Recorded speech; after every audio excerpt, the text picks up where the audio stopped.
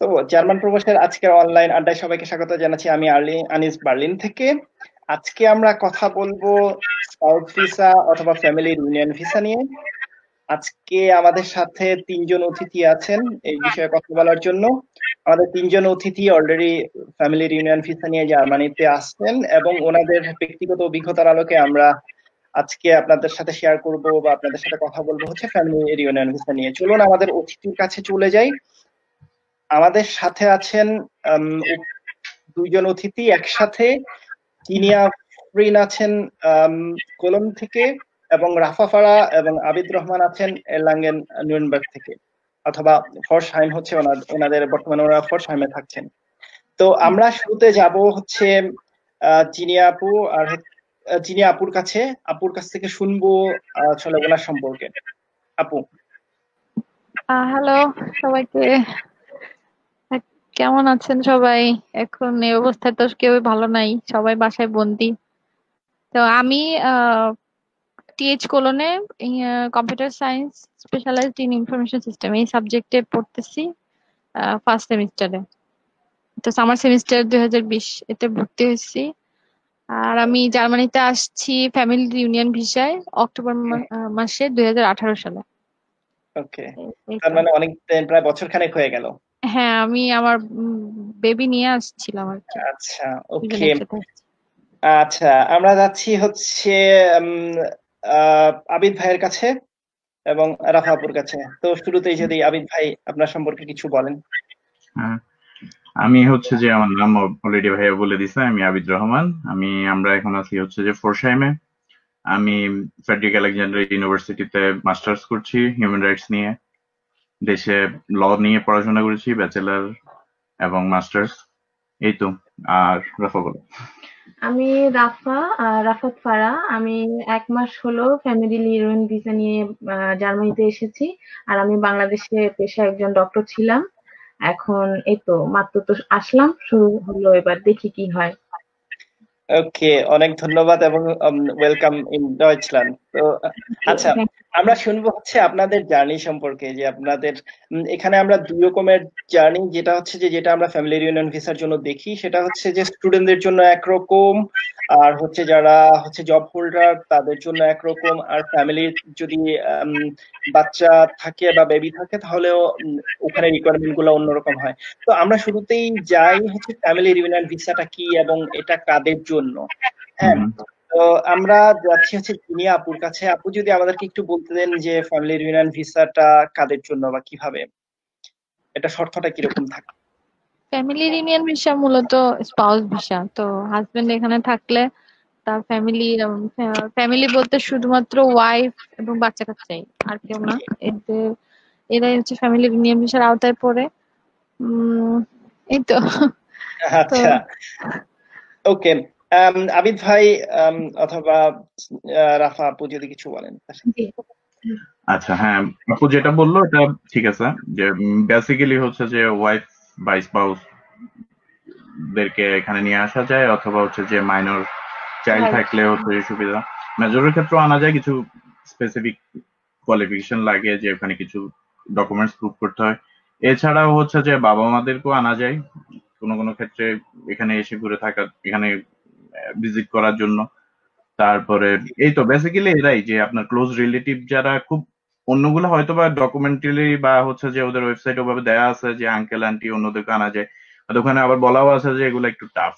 তো বেসিক্যালি ধরতে গেলে কমনলি হচ্ছে যে আসলে হাজবেন্ড বা ওয়াইফকে আনার জন্যই, এবং জি, অনেকে হচ্ছে যে প্যারেন্টস এর ক্ষেত্রে ইউজ করে আর কি।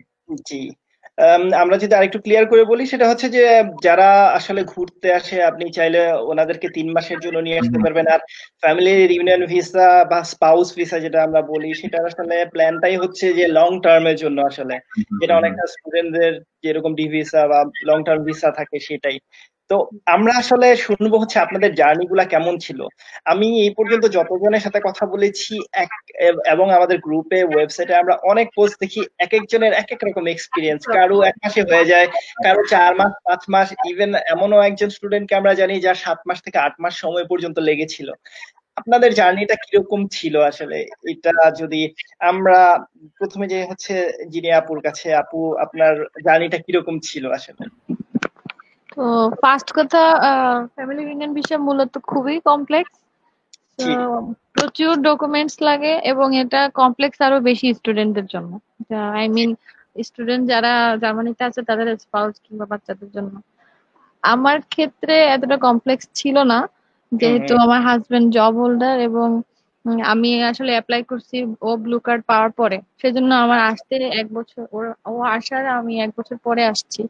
হুম ব্লু ব্লু কার্ড পাওয়ার পরে আমি অ্যাপ্লাই করার কারণে আমার টাইমও কম লাগছে। দেড় দেড় মাস কি 1.5 মাস অথবা এরকমই 40-50 দিনের মধ্যে হয়ে গেছে। আর আমাকে হুম। কোনো রকম হয়রানিও করে নাই। আচ্ছা, লাকি আর ছিলেন, বা ওটা ডিপেন্ড করে আসলে সিটির উপর অনেকটাই। সিটির মানে উপরে, তারপর মানে ব্লু কার্ড না হলে স্টুডেন্টদের ক্ষেত্রে বিভিন্ন ভাবে আর কি গ্যাঞ্জাম হ্যাঁ করে, ঝামেলা করে, টাকা দেখাও, এই করো সেই করো, অনেক ঝামেলা করে। হ্যাঁ। তারপর বিয়ের কাজীর বিষয়টা, অফিস। এইটা নিয়ে অনেক ঝামেলা করে।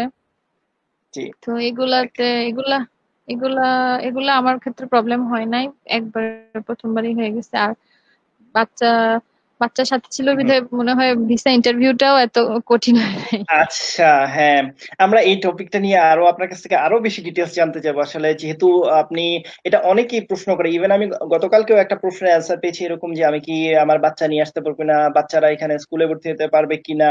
তো এই ব্যাপারে আসলে আমরা আরো আপনার কাছ থেকে ডিটেলস জানবো। আমরা যাচ্ছি হচ্ছে আবিদ ভাইয়ের কাছে এবং ফারাহ আপুর কাছে। আপনাদের এক্সপিরিয়েন্সটা, জার্নিটা যদি সংক্ষেপে আমাদেরকে একটু বলেন। জি ভাইয়া, আমি আমার জার্নিটা একটু বলি, কারণ আমি আমার যে জায়গাগুলোতে প্রবলেম ফেস করেছি সেগুলোই আমি মূলত হাইলাইট করব। আপু যেরকমটা বললেন যে কাজী, আমাদের বাংলাদেশে জি। যে সমস্যাটা হয় মেইনলি, মানে স্টুডেন্টদের ক্ষেত্রে না, স্পাউসদের ক্ষেত্রে যারা বাংলাদেশে থাকে, মেইনলি আমাদেরকে যে সমস্যাটা ক্রিয়েট করে তারা হলেন কাজী। যেমন বাংলাদেশ ল অনুসারে যেই আপনি যেখানে বসে কবুল পড়বেন, আমার বাসা ফেনী কিন্তু আমি কবুল পড়েছি ঢাকায়, তো আমার আচ্ছা। ঢাকার ওয়ার্ডের কাজী দিয়েই বিয়ে পড়তে হবে, নট ফেনী। এই ওকে। এই জায়গাটা সবাই আমরা কনফিউজড হয়ে যে না আমার পার্মানেন্ট অ্যাড্রেসের কাজী হতে হবে। নো, আমি যদি বরিশালে বিয়ে করি সেখানে আমার ওয়ার্ডে যেখানে যিনি কাজী থাকবেন ওনাকে দিয়ে করাতে হবে। বিকজ আমি যখন ভিসার ইন্টারভিউ দেই, তখন আমি ভিসা ইন্টারভিউ দিই ডিসেম্বরের 9 তারিখ। হুম তো হুম। আমার বিয়েটা হয় হঠাৎ করেই। তো আমাদের আত্মীয় একজন হঠাৎ করেই, আত্মীয় ছিলেন উনি, তো হঠাৎ করে এসে বিয়ে পড়ায় যান ফোন দিলে। উনি আসলে আমার ওয়ার্ডে ছিলেন না। আর আমরা তখন জার্মানি আসবো, ও আসবে বা আমি আসবো, আমাদের কোনো প্ল্যান ছিল না। উনি এসে হুম ওনার হুম। মতো বিয়ে পড়িয়ে দিয়ে চলে গিয়েছেন। তো এর মধ্যে উনি অনেক ভুলভাল করেছেন, আমরাও ঠিক করেছি। ঠিক করে গিয়ে আমি ডিসেম্বর 9 তারিখে আমি ভাইবা দিতে যাই। তখন আমি ইচ্ছা করেই মিথ্যা বলিনি, হয়তো বলতে পারতাম। কারণ জি। কাবিননামার 3টা পয়েন্ট অনেকগুলা বেশি ইম্পর্টেন্ট। সেটা হচ্ছে 1 নাম্বার পয়েন্ট যেখানে আপনার লেখা থাকবে ওয়ার্ড নাম্বার এবং ইউনিয়ন নাম্বার, যেখানে আপনার বিয়েটি সম্পূর্ণ হয়েছে। তো আমার কাজে যেহেতু অন্য ওয়ার্ডের, আমার বিয়ে হয় বাসায়, কিন্তু উনি দিয়েছে ওনার কাজী অফিসের ঠিকানা, যেহেতু ওনার ভুল হয়েছে বা উনি এটা ভুল করে আচ্ছা। এসেছে। হ্যাঁ, তো হ্যাঁ। আর বিয়ের ডেটটাও আমার চেঞ্জ করে দিয়েছে। আমার 16 তারিখ ছিল, লিখেছে 17 তারিখ। এগুলো অনেক ভুল করে। তো আমাকে যখন ভিসা ইন্টারভিউতে জিজ্ঞেস করা হয় আপনার বিয়ে কোথায় হয়েছে, ওই ওনার অফিস ছিল উকিলপাড়া এরকম আরকি। হুম। তো উনি বলল উকিলপাড়া? আমি বলি না, আমার উকিলপাড়া হয়নি, আমার নিজস্ব বাসায় হয়েছে। তো বলল যে কেন আপনার ওয়ার্ডে কোনো কাজই ছিল না? আমি বলেছি না ছিল, কিন্তু ওই সময় আমরা পাইনি। বলছে না হবে না, তাহলে আপনার ওয়ার্ডের কাজী দিয়ে করাতে হবে। আপনি যে অবস্থায় যেখানে বসে কবুল পড়েছেন সেখানকার কাজী লাগবে। এখন এখানে আরেকটু কনফিউশন, সেই ওয়ার্ডে যদি কাজী না থাকে, সাপোজ অনেক এখন বাংলাদেশে নতুন ওয়ার্ড ক্রিয়েট হচ্ছে, সেখানে কোনো কিন্তু কাজী নেই। সেক্ষেত্রে ওদের একটা নিয়ম থাকে, হয় পাশের ওয়ার্ডের কাজী পড়ায়, অথবা এমন কাজী আছে যাদের হচ্ছে পুরা শহরে বিয়ে পড়ানোর পারমিশন থাকে। তো সেই সব কাজী দিয়ে বিয়েটা পড়াতে হবে। তো তখন আর কি আমি যখন ভিসা ইন্টারভিউ দেই, তখন আমি ওনাকে বলি, উনি বলল যে এটা কোনো সমস্যাই না, এটা হচ্ছে বাংলাদেশের কাজীরা খুব অহরহ ভুল করে, এটা আপনি পড়ে গেছেন, ঠিক আছে কোনো সমস্যা না, আপনি মিসিং ডকুমেন্ট হিসেবে জমা দিলেই আমাকে হবে। তখন উনি আমাকে নিকানামা, ম্যারেজ সার্টিফিকেট, মানে যেগুলো ছিল ওগুলো ফেরত দিয়ে উনি বলে যে উনি আমাকে ডিসেম্বরের 31 পর্যন্ত সময় দেয়। আমি 20-এর মধ্যে আবার নতুন করে নতুন ওয়ার্ডের কাজীর কাছে বিয়ে মানে রেজিস্ট্রেশন করে ওনার কাছে জমা দিই। আর এরপরে ওনারা আমাকে ভেরিফিকেশনে আসে জানুয়ারি মাসে, হয়তোবা 15 থেকে 20 বা 20 থেকে 25 এমন একটা টাইমে। এরপরে গিয়ে ফেব্রুয়ারি মাসের 22 তারিখে আমি ডিরেক্ট ভিসা মেইল পাই আমার কাছে, আমার হাজবেন্ডের কাছে এর মধ্যে কোনো মেল আসেনি, কিছু আসেনি। তো তারপর যখন ভিসা মেল পাই, তারপর আমি জমা দিয়ে আসি ট্রাভেল ইন্স্যুরেন্স আর হচ্ছে পাসপোর্ট। তো ওরা আমাকে বলেছিল 1 সপ্তাহ পরে যাওয়ার জন্য, আর মেইলে লেখা ছিল 1 ওয়ার্কিং ডে লাগবে, কিন্তু ওরা আমাকে 1 সপ্তাহ যাওয়ার পরে দেয়নি। এখন করোনার কারণে ওদের নতুন সিস্টেম হচ্ছে বাহিরে লাইন করে সবাইকে ডাকে। তো ফার্স্ট দিন যখন গেলাম তখন ওরা আমাকে ডাকলো না। তখন আমি আবার খুব ভয় পেয়ে যাই, কি ব্যাপার, আমার মানে এমন হচ্ছে কেন। তখন ওরা আমাকে বললো যে না, আপনি আরো 1 সপ্তাহ পরে আসেন। তা আমি আরো 1 সপ্তাহ পরে গিয়ে অবশেষে মার্চের 5 তারিখে আমরা ভিসাটা পাই আর কি, ডিসেম্বর টু মার্চের 5, ওকে। এরকম একটা সময় আর কি। আচ্ছা, অনেক ধন্যবাদ। মানে আমি এই পর্যন্ত যতজনের সাথে কথা বলেছি, ইভেন আমি আমার নিজের ক্ষেত্রেও আমি দেখেছি যে সবার এক্সপিরিয়েন্সটা আসলে অন্যরকম। মানে জি কোনো না কোনো জায়গায় একটা এমন কিছু এক্সপিরিয়েন্স মানে সম্মুখীন হয়েছেন যেটা আসলে অন্য কেউ হয়নি। এবং এই ব্যাপারে যদি কেউ ডিটেলস জানতে চায়, আমাদের জার্মান প্রবাসের যে ওয়েবসাইট, এখানে ডিটেলস লেখা আছে যে কি কি পেপারস লাগবে, কিভাবে লাগবে। আমরা হচ্ছে যে আমরা এই ব্যাপারে জানবো, কারণ এটা অনেকেরই প্রশ্ন থাকে যে আসলে কি কি শর্ত পূরণ করতে হয়। যেমন এটা কমন কিছু শর্ত পূরণ করতে হয়। কেউ যদি স্পাউস বা ফ্যামিলি রিউনিয়ন ভিসার জন্য অ্যাপ্লাই করতে যায়, যেমন এখানে বাসার একটা ব্যাপার থাকে, যেটা আমাদেরকে অবশ্যই খেয়াল রাখতে হবে যে আপনার বাসার size per person minimum 12 square feet হইতে হবে। 12 স্কোয়ার ফিট, তার মানে হচ্ছে আপনারা যদি 2 জন হন তাহলে 24 স্কোয়ার ফিট মিনিমাম হইতে হবে। এবং যদি বাচ্চার ক্ষেত্রে সেটা আরো হাফ হিসাব করে ওরা অনেক ক্ষেত্রে, তার মানে হচ্ছে আপনাকে অ্যাপ্রক্সিমেট 30 স্কোয়ার ফিট হিসাব করতে হবে। এটা গেল একটা। যদি আপনি জব হোল্ডার হন তাহলে যেটা হয় যে জব হোল্ডারের হচ্ছে আপনার স্যালারি স্ট্রাকচারটাও ওইরকমই হইতে হবে। তারপরে যদি স্টুডেন্ট হয়, স্টুডেন্টদের ক্ষেত্রে যেটা হয় যে আপনাকে একটা জব থাকতে হবে, অথবা আপনি যদি ব্লগ অ্যাকাউন্ট করেন সেরকম ব্লগ অ্যাকাউন্ট আপনার স্পাউসের জন্য করতে হবে। তার মানে হচ্ছে 2 জনের ব্লগ অ্যাকাউন্ট টোটাল হিসাব করে যেটা হয় 10,200 থেকে, তার মানে ওইটাকে ডাবল করতে হবে, এবং বেবি থাকলে তাদেরও হাফ হিসাব করতে হবে। তো আপনাদের এক্সপিরিয়েন্সটা কিরকম ছিল যদি আমাদেরকে একটু বলতেন, যে আপনাদের রিকোয়ারমেন্ট গুলা কিরকম ছিল, বা সেক্ষেত্রে আপনারা কোনো মানে সমস্যার সম্মুখীন হয়েছেন কিনা। আমরা যিনি আচ্ছা, জি হ্যাঁ আপু, আপনি আপনার এক্সপিরিয়েন্সটা বলতে পারেন। আপনি বাসার কথা জিজ্ঞেস করতেছেন? হ্যাঁ, আমি জিজ্ঞেস করতেছি যে আপনার বাসা এবং হচ্ছে আপনাদের অ্যাপ্লিকেশন করার সময় যে শর্তগুলো ছিল ওগুলাতে আপনারা কোনো প্রবলেম ফেস করেছেন কিনা, বা ওইরকম কিরকম ছিল আসলে ওইটা বাসার রিকোয়ারমেন্ট গুলো। কথা বলবো, আমি আসলে 2 বছর আগে, আমার এত বেশি খেয়াল নেই। ওকে, আচ্ছা। আমার হাজবেন্ড 2017 সালে আসে এখানে, জব নিয়ে ডাইরেক্ট আসে। তো ও আসার পরেই ফার্স্ট বার ও হচ্ছে কিসের জন্য ছিল, যে রেন্টে থাকে 15 দিন, সরি ভুলে গেছি। আচ্ছা যাই হোক, 2বার বাসা চেঞ্জ করার পরে এই বাসাটা নিছিল 2 মাসের মাথায়। হচ্ছে 57 স্কোয়ার মিটার, 3 আচ্ছা রুম, আচ্ছা, তাহলে মানে ও আসলে এইটা মাথায় রেখে নিছিল যে প্রথম থেকে বড় বাসা নিয়ে যাতে ওদের কোনো ঝামেলা না হয়। এটা আসলে সবাই মোটামুটি ম্যাক্সিমাম সবাই এই চিন্তাটা করে সামনের দিকে আগায় মনে হয়। এছাড়া বাসা নিয়ে তো আর মানে অন্যান্য পেপারস নিয়ে আপনাকে কোনো ঝামেলায় পড়তে হয়েছিল কিনা? পেপারস নিয়ে ঝামেলা হচ্ছে কি, একটা ছিল যে আমার জন্ম নিবন্ধন, এটা হচ্ছে আসলে আগে তো আমার জন্ম নিবন্ধন করা মনে হয় 2000 কিংবা এরকম এই টাইমে আর কি। তো ওই জন্ম নিবন্ধন ফরম্যাটটা, ওইটার কথা তো কোথাও লেখা ছিল না, তো আমি ওইটাই জমা দিছিলাম ইন্টারভিউর সময়, কিন্তু ওরা ওই ফরম্যাটটা বলছে যে এই ফরম্যাটটা অ্যাকসেপ্ট হবে না।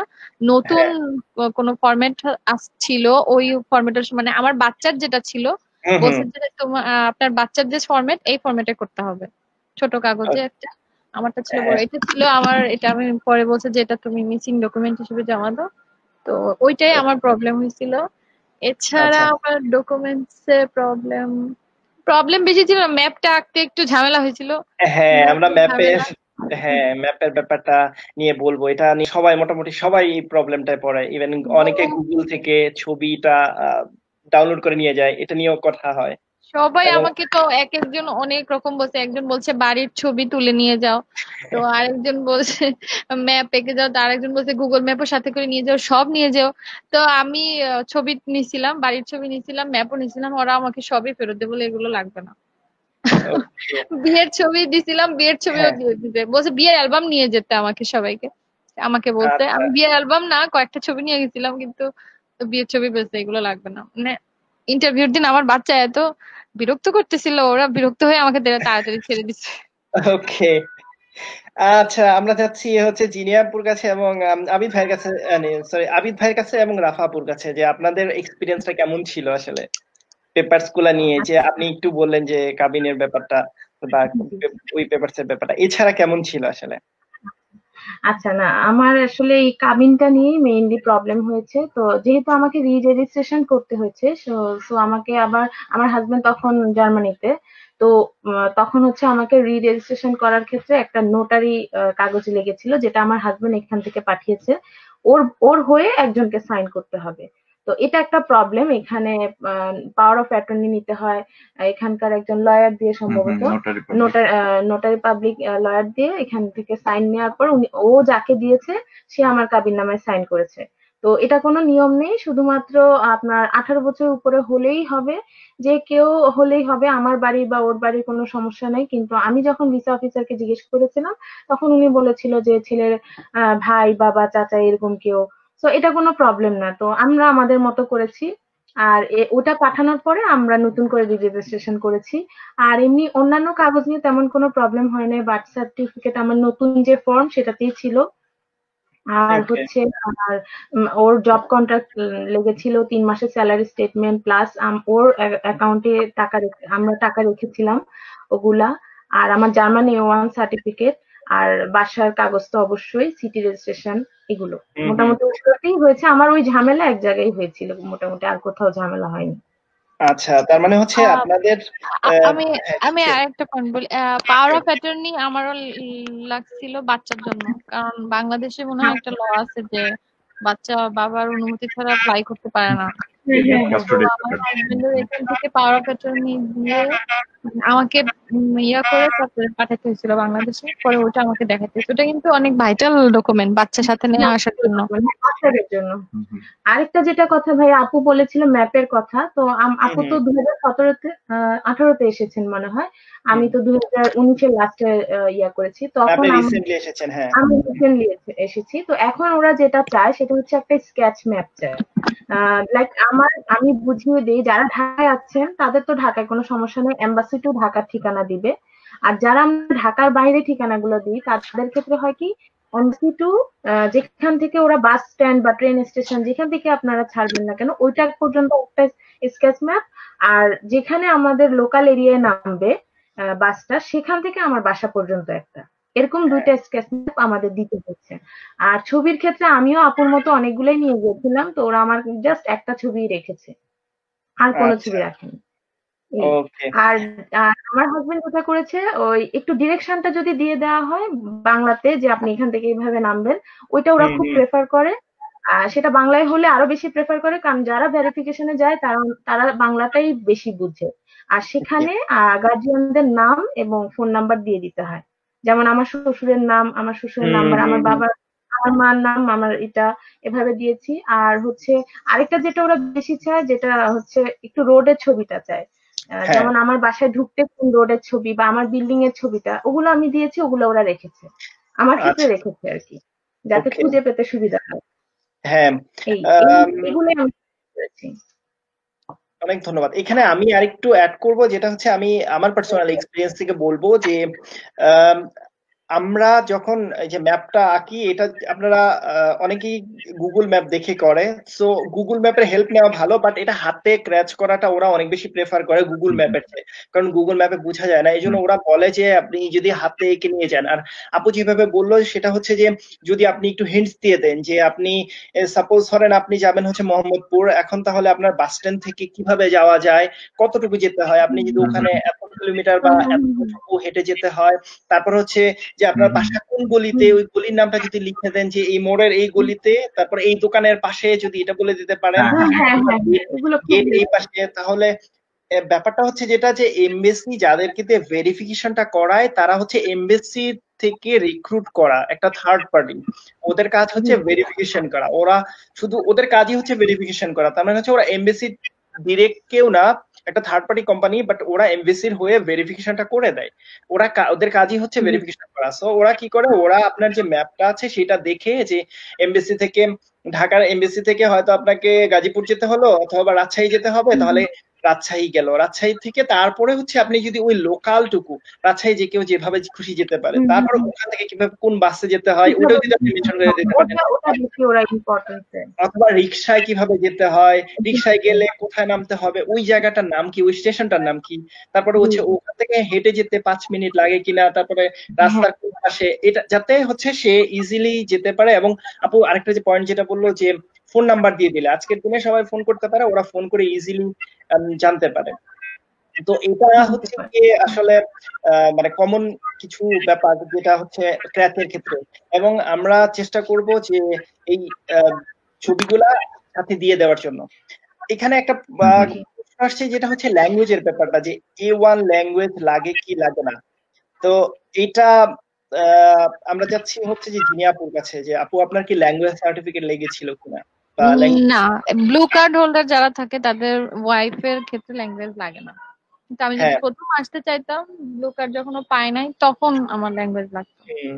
ওকে। আর হচ্ছে রাফাপু আপনার তো মনে হয় যে A1 সার্টিফিকেট লেগেছিল না? জি, আমার A1 সার্টিফিকেট লেগেছে, আমি গথি থেকে করেছি। যেহেতু স্টুডেন্ট অবস্থা আমি এসেছি, মানে আমার হাজবেন্ডের ফিনিশ, তো আমার A1 লেগেছে, ম্যান্ডেটরি আমাদের জন্য। রিসেন্টলি আমরা যেটা দেখেছি যে অনেকের যারা ব্লু কার্ড হোল্ডার ছিল তারাও আসলে যেহেতু সময় থাকে, A1 করা থাকলে আসলে ওদের জন্য একটা প্লাস পয়েন্ট দেয়, বা ওরা চায় না বাট থাকলে হচ্ছে যে এটা ভালো। এবং অনেকেই দেখেছি যারা আসলে তারপরে তারপরে অনেকে এটা নিজের ইচ্ছায় করে নিয়েছে আর কি। যাতে আরেকটা ব্যাপার যেটা যে পেপারস এর ব্যাপারগুলা, যে পেপারস গুলা কিভাবে করতে হয়, যেমন পেপারস কি বাংলায় দিলে হয় নাকি সাথে আরো ইংরেজি দিতে হয়, বা সার্টিফিকেট গুলা যেগুলা এগুলা কিভাবে দিতে মানে কোন ল্যাঙ্গুয়েজে দিতে হয়, আপনাদের এক্সপিরিয়েন্স থেকে যদি আপনারা বলেন, যে বাংলা ইংরেজি দুইটাই নাকি শুধু বাংলায় দিলেই হয়ে যায়? পেপারস গুলো তো আমার বিয়ের যেসব পেপার, ম্যারেজ সার্টিফিকেট, এগুলো সব বাংলা এবং ইংলিশ বোথ ছিল, দুইটাই। জন্ম নিবন্ধনও তাই। আর কি পেপার লাগে? আর ভিসা অ্যাপ্লিকেশন ফর্ম তো ইংলিশে দিয়েছিলাম। আমার 2 কপি, বাচ্চার 2 কপি। তো বাংলা ইংলিশ সবই লাগে, দুটাই লাগে। আচ্ছা, দুইটাই। রাফাপু আপনার এক্সপিরিয়েন্সটা? আমার ক্ষেত্রে শুধু নিকানামাটাই বাংলায় দিয়েছি, আর সব ইংলিশে। বেসিক্যালি মেইন রুলটা হচ্ছে যে হয় ইংলিশে অথবা জার্মান, ওটা ওরা প্রেফার করে। যেগুলো বাংলায় আছে, যেমন নিকানামার ক্ষেত্রে বাংলাটা ইম্পর্টেন্ট, কারণ ওটা হচ্ছে যে লিগ্যাল একটা ব্যাপার থাকে ওটার মধ্যে। আর অন্য যে কোনো ডকুমেন্টস এর ক্ষেত্রে, সেক্ষেত্রে হচ্ছে যদি বাংলা থাকে সেটাকে ইংলিশে অথবা জার্মান ভাষায় কনভার্ট করে ওটাকে হচ্ছে নোটারি করে নিলেই হয়ে যায়, যে কোনো ক্ষেত্রেই, যে কোনো সাথের কোনো ডকুমেন্ট যদি থাকে এটার সাথে। আর ডিরেকশনটা আমরা বাংলায় দিয়েছিলাম, ডিরেকশনটা আমরা বাংলায় দিয়েছিলাম বুঝুন সুবিধার্থে। অনেকে ইংলিশে দেয়, সমস্যা নেই। ডিরেকশনটা আসলে বাংলায় দেওয়া উচিত, কারণ ওদের ভেরিফিকেশনের লোকগুলো অফিসার টাইপের কেউ না, নরমাল। বুঝি না তো, তখন ওদের কনফিউজ হয়ে যায় আসলে। তখন দেখা যায় যে গেল না, ভেরিফিকেশনেই গেল না, তখন গ্যাঞ্জাম হয়ে যাবে। আচ্ছা, এটা নিয়ে অনেকের অনেক বিটার এক্সপিরিয়েন্স আছে, অনেকের কাছ থেকে আমরা অনেক বিটার এক্সপিরিয়েন্স শুনেছি। এবং যেটা হয় যে অনেকে এটা বলে যে ওদের কাছে একটা ফর্ম থাকে, যেটা হচ্ছে যে ওদের একটা ফরম্যাট থাকে, এই ফরম্যাটে কিছু সিলেক্টেড কোশ্চেন থাকে, এবং সেই কোশ্চেন গুলো আপনার গার্জিয়ানকে করতেছে, যে এই কোশ্চেন গুলো দেখে দেখে ওরা ওই ফর্মটা ফিল আপ করে মানে পূরণ করে আসতেছে। তো এরকম ব্যাপারটা আসলে, তো এই জন্যই আসলে ওই ম্যাপটা যদি আপনারা হাতে এঁকে সুন্দর করে গুগল ম্যাপে সাজিয়ে নিতে পারেন, অথবা অনেকের অনেক ফর্ম আছে, এবং আপনাদের যে ফরম্যাটটা আছে সেটাও আমরা চেষ্টা করব যে এখানে ডেসক্রিপশনে দিয়ে দেওয়ার জন্য, যাতে সুবিধা হয়। তো এইখানে আরেকটা প্রশ্ন যেটা হচ্ছে যে আপনারা এখানে আসার পরে, এখানে যখন আপনাদের ভিসা এক্সটেন্ড করতে হয়েছে, তখন কি আপনাদের এই পেপার গুলো লেগেছিল কিনা, বা তখন কি জার্মান ভাষায় ট্রান্সলেট করতে হয়েছিল কিনা, কনভার্ট করতে হয়েছিল কিনা, বা আপনার কাছে চেয়েছিল কিনা যে এই পেপারস গুলা? যেমন আমি আমার এক্সপিরিয়েন্স থেকে বলি, যেটা হচ্ছে যে আমি যেমন গ্রুপে সবকটা জায়গা দেখলাম যে আপনার অনেক সিটিতে, যেমন আমি যে সিটিতে ছিলাম ড্রেসডেনে, ওখানে ওরা হচ্ছে ডকুমেন্টটা জার্মানে চেয়েছিল, যেমন এইখানকার রাত হাউস থেকে, মানে হচ্ছে যে আপনার ওয়াইফ বাংলাদেশে পেপার জমা দিল, আবার এইখানে যে আউসল্যান্ডার বেহট ওরা হচ্ছে আপনার কাছ থেকে সেম ডকুমেন্ট গুলা চাচ্ছিল যাতে ক্রস চেক করতে পারে। তো এই জন্য আমাদের এখানে আমাকে বা আমি ওই পেপারস গুলা যে আমাদের বিয়ের কাগজপত্র গুলা ওগুলা আমরা ডয়েচে কনভার্ট করে নিয়ে আমি আগে থেকে প্রিপেয়ার করে রেখেছিলাম আমার হাতে। তো কিন্তু ওরা তখন আমার কাছে চায়নি। তো আপনাদের ভিসা এক্সটেন্ড করার সময় বা এখানে আসার পরে কি এই ধরনের কোনো পেপারস লেগেছিল কিনা? জিনি আপু, আপনার কি মনে আছে এই ব্যাপারগুলো যে ভিসা এক্সটেন্ড করার সময় এখানে আসার পর? জার্মান ভাষায় কিছু ট্রান্সলেট করে কিছু জমা দেওয়া লাগে নাই। মানে যেগুলো বাংলাদেশ থেকে নিয়ে এসেছিলেন সেগুলোতেই হয়ে গেছে? আচ্ছা। আমি তো আমি জানছিলাম সেগুলো তো লাগে নাই। ওর কাছে এক কপি ছিল, আরো নোটারি কপি করা। ও যেগুলো জমা দিয়েছে ওতেই হয়ে গেছে। সিটি রেজিস্ট্রেশনের সময় কিছু লাগছিল কিনা আমার ঠিক আচ্ছা, মনে নাই। ওকে। আর আপনাদের কি অবস্থা? আবিদ ভাই, আপনারা তো রিসেন্টলি মনে হয় পেপারস গুলো জমা দিয়েছেন, তাহলে আপনারা ভালো বলতে পারবেন। হ্যাঁ, আচ্ছা, আমাদের প্রথমে বলে রাখি, যেটা এটা অনেকের কনফিউশন থাকে, আমরাও একটু কনফিউজ হয়ে গেছিলাম। এটা হচ্ছে যখন আমরা অ্যাপ্লাই করছিলাম, আমি ওর জন্য অ্যাপ্লাই করছিলাম, ও যখন, তো জেনারেলি সিস্টেম হচ্ছে যে এখানে ওই আপনি যেটা বললেন যে এখানে একটা ডকুমেন্টস চাই, এক সেট কপি চাই, যে তুমি এখানেও জমা দাও, একজন এখান থেকে জমা দিবে, আরেকজন ওখান থেকে, তাহলে হচ্ছে ক্রস চেক করবে। কিছু কিছু ক্ষেত্রে হচ্ছে যে অনেক ক্ষেত্রে হচ্ছে ওরা চায় না, সেরকম হচ্ছে আমাদের ক্ষেত্রেও চায়নি। সেজন্য আমরাও বসেছিলাম, অপেক্ষা করছিলাম যে কখন আমার থেকে চাইবে, আমি সবকিছু রেডি রাখছিলাম, কিন্তু আসলে আমার থেকে চায়নি। সুতরাং হচ্ছে যে আমরা একটু কনফিউজ হয়ে গেছিলাম যে চাচ্ছে না কেন। তো অনেক সময় নাও চাইতে পারে, ক্রস চেক নাও করতে পারে, ওরা ডিরেক্ট শুধু অ্যাপ্লিকেন্টের পেপারস গুলো দেখেই ডিসিশন নিয়ে ফেলতে পারে। সেক্ষেত্রে আমার তখন দেওয়া লাগেনি। কিন্তু হচ্ছে ও আসার পরে এখানে আমরা রাথ হাউসে যখন সিটি রেজিস্ট্রেশন করি, এবং হচ্ছে যে এখন রেসিডেন্ট পারমিট এক্সটেন্ড করার জন্য, ভিসা এক্সটেন্ড করার জন্য হচ্ছে যে আমরা জমা দিই কাগজপত্র, সেখানে শুধু হচ্ছে যে যে ম্যারেজ সার্টিফিকেট ওটা হচ্ছে যে জার্মান ভাষায় ট্রান্সলেট করতে হয়, এবং হচ্ছে যে এটা নিয়ম হচ্ছে এখানকার যে লিগ্যাল জার্মান ট্রান্সলেটর আছে, ওদের গভর্নমেন্টের ওদের মাধ্যমে ট্রান্সলেট করে ওটা জমা দিই। আর বাকি তো ম্যাক্সিমাম হচ্ছে ওদের অ্যাপ্লিকেশন ফর্ম বা হচ্ছে যে A1 সার্টিফিকেট এবং ওই যে স্যালারি স্টেটমেন্ট, ওগুলো তো ডয়েচ ভাষায় থাকে এখানে, salary statement, contract, house contract, এগুলোই। শুধু ম্যারেজ সার্টিফিকেটটা হচ্ছে ডচ ভাষায় ট্রান্সলেট করে দিতে হয় আর কি। ওকে, আচ্ছা। আমরা, জি আপু। আমার একটা কথা আমি বলে দিই যে ভেরিফিকেশন নিয়ে যে কথাগুলো এসেছিল, ভেরিফিকেশনে এসে যে অনেকগুলো ওদের ফর্ম থাকে, তো আমার সৌভাগ্য হয়েছিল একটু জানার। তো আমি একটু বলে রাখি, তাহলে সবাই হয়তো এটা নিয়ে প্রিপারেশন থাকতে পারবে বা প্রতিবেশীকে জানিয়ে রাখতে পারবে। ভেরিফিকেশনে এসে মূলত ওরা দেখা যায় যে জিজ্ঞেস করে যে কয় ভাই বোন ওরা, মানে ফার্স্টে ছবিটা দেখায়, বলে যে ইনি কে, উনি কে, ওনার ডাক নাম কি, ওর ডাক নাম কি, ওরা কয় ভাই বোন, তারপর হচ্ছে বাবা কি করে, মা কি করে। তো এইসব কোশ্চেন গুলা, তারপর আবার জিজ্ঞেস করে যে ধরেন আমার শ্বশুর বাড়ির শ্বশুরের নাম কি, ননাসের নাম কি, আমার বোনের নাম কি, এগুলোও জিজ্ঞেস করে। তো এগুলো একটু, আর হচ্ছে বিয়ে কোথায় হয়েছিল, কমিউনিটি সেন্টার কোথায়, কমিউনিটি সেন্টার না বাসায়, বিয়ের তারিখটা কবে, এগুলো জিজ্ঞেস করে। এগুলো মোটামুটি প্রতিবেশীদেরকে একটু আইডিয়া দিয়ে রাখলে মানে আর সমস্যা হয় না। আবার অনেকের ক্ষেত্রে শুনেছি যে জাস্ট বাসার দারোয়ানকে ছবি দেখিয়ে বলেছে চিনেন, হ্যাঁ চিনি, শেষ। তো এটা আসলে পুরাই লাকের উপর ডিপেন্ড করে। তো আমি একটু বলে দিলাম যে এই কোশ্চেন গুলো অন্তত প্রতিবেশীদেরকে একটু জানিয়ে রাখা, যে এগুলো যেগুলো জিজ্ঞেস করতে পারে। ওকে। আর যেটা হচ্ছে যে আমি এই যে এখানে স্ক্রিনে দেখাচ্ছি আমাদের জার্মান প্রবাসের ওয়েবসাইটে, আপনারা যদি যান এখানে একটা আর্টিকেল আছে ফ্যামিলি রিউনিয়ন ভিসার খুঁটিনাটি নিয়ে। তো এখানে মোটামুটি ডিটেলস দেওয়া আছে যে ভিসা অ্যাপ্লিকেশনের জন্য কি কি ডকুমেন্ট লাগবে, ওয়াইফের কাছ থেকে, হাজবেন্ডের কাছ থেকে, তারপরে হচ্ছে ইন্টারভিউ এর কিছু কমন প্রশ্ন এখানে দেওয়া আছে, তারপর হচ্ছে কোথায় জার্মান ল্যাঙ্গুয়েজ শেখা যায়। ইভেন আপনারা যদি জার্মান প্রবাসের ওয়েবসাইটে যান germanprobashe.com এ, ওখানে যে আপনারা এখানে স্পাউস ভিসার একটা অপশন আছে, যেটা হচ্ছে ভিসা সেকশনে যে আপনার এখানে স্পাউস বা ফ্যামিলি ইউনিয়ন ভিসা আছে, ওখানে মোটামুটি ইন্টারভিউ থেকে শুরু করে আপনার মোটামুটি যত রকম ডকুমেন্টের দরকার আছে আপনারা এখানে মোটামুটি সব কয়টাই পাবেন এখানে। সো আশা করি এটা মানে এই ডকুমেন্ট গুলা দেখার পরে আর আপনাদের কিভাবে কি করতে হবে সেটা নিয়ে প্রশ্ন থাকবে না। তো এখানে একটা প্রশ্ন আসছে, যেটা হচ্ছে যে একজন আমাদেরকে প্রশ্ন করেছেন যে ল্যাঙ্গুয়েজের ব্যাপারটা, যে জার্মান ল্যাঙ্গুয়েজের কোর্স কোথায় করতে হবে বা কতদিন লাগে।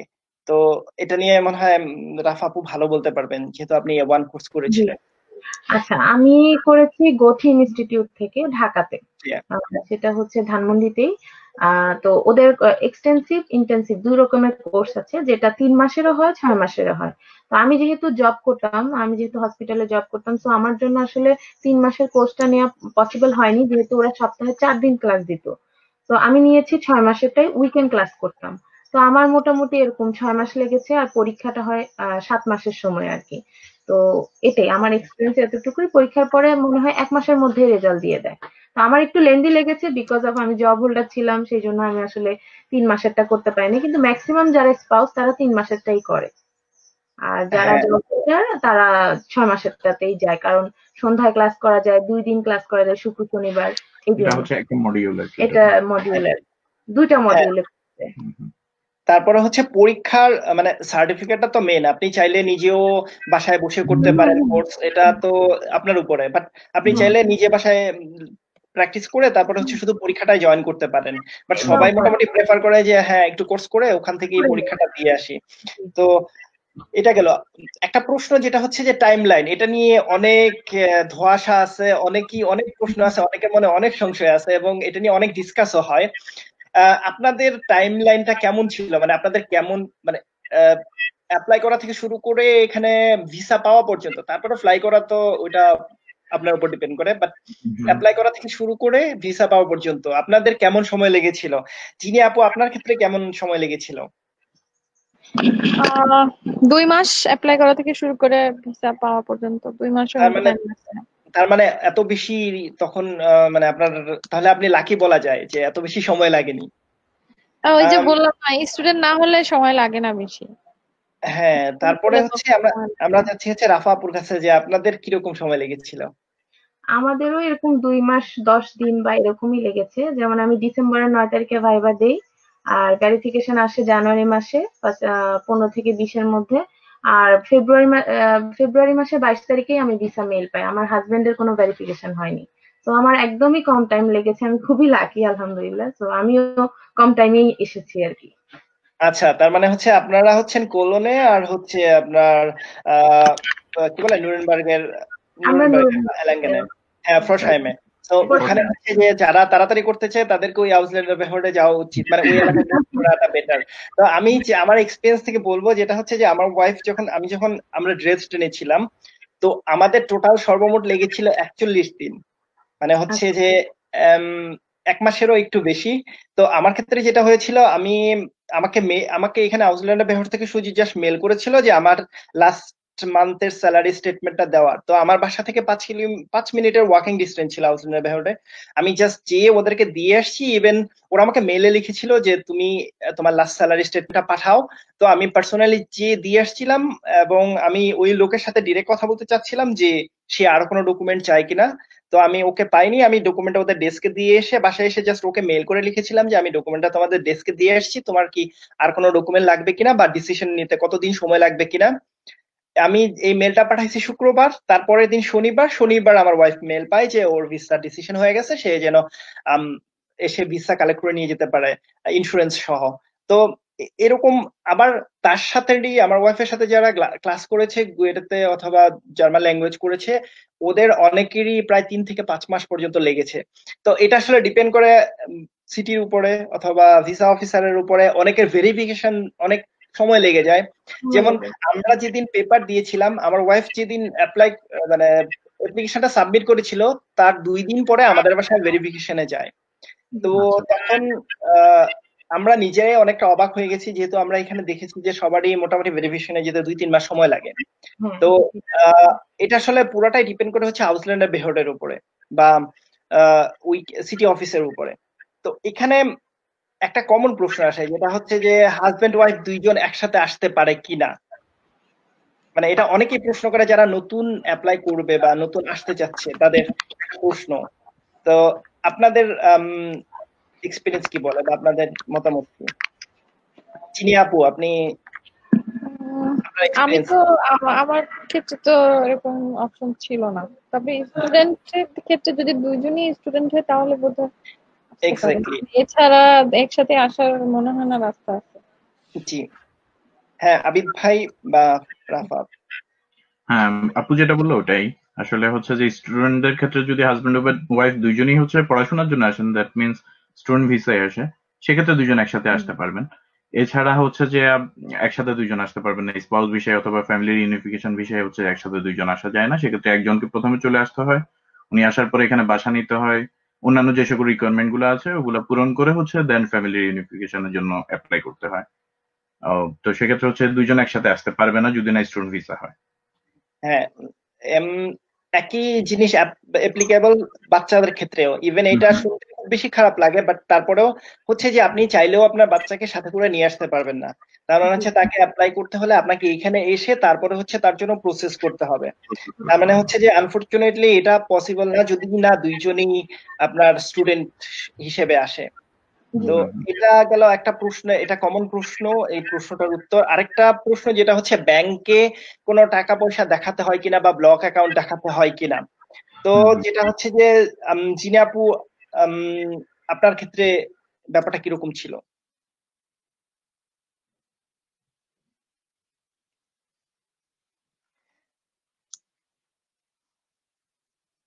আচ্ছা, আমরা আপুর জন্য ওয়েট করি, অথবা আবিদ ভাই আপনি শুরু করতে পারেন যে আপনার ক্ষেত্রে কোনো টাকা পয়সা ব্যাংকে কোনো অ্যাকাউন্ট দেখাতে হয়েছিল কিনা, যেটা একটা কমন ব্যাপার হয়ে থাকে যে স্টুডেন্টদেরকে ব্লক অ্যাকাউন্ট দেখাতে হয় বা টাকা দেখাতে হয়। এটা একটা সমস্যা। এটা হচ্ছে যে বেসিক্যালি প্রথমে আমরা যারা এখানে আছি অথবা হচ্ছে টুকটাক জানি, আসলে জার্মানির পুরো জার্মানির জন্য খুব একটা একই নিয়ম না। কোন নিয়মই হচ্ছে পুরো জার্মানির একই রকম অ্যাপ্লাই হয় না, সেটা সিটি টু সিটি ভ্যারি করে। তো আমি যেটা প্রথমে বলবো, আমি হচ্ছে আমরা তো প্ল্যান করছিলাম অনেক আগে থেকে।